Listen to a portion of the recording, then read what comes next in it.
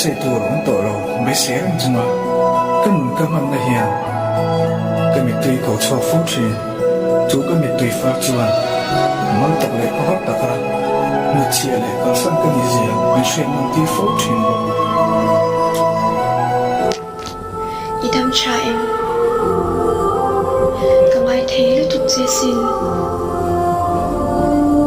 kan sul lu de kan sui ki china a hun lai ka chuan kan hlim dun china ni ti ro ma se in ko prem tu ra rat kan ni lo ti hi tu thling o hi che thiam har kala ti sim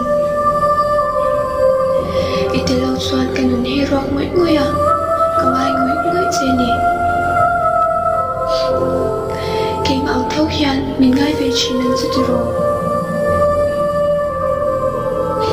ka ta chau ni la ya i ong mi ngang mit taka ka kwa lai chi kha ka som to na in ka chui ki china ma se chu som to na ta ka har chwa meu chuan mi tui nen shin min ka ma chu na chu le chin si a lo kir le sham ro tiang en me che ka chak chin ani ma se arim to si lo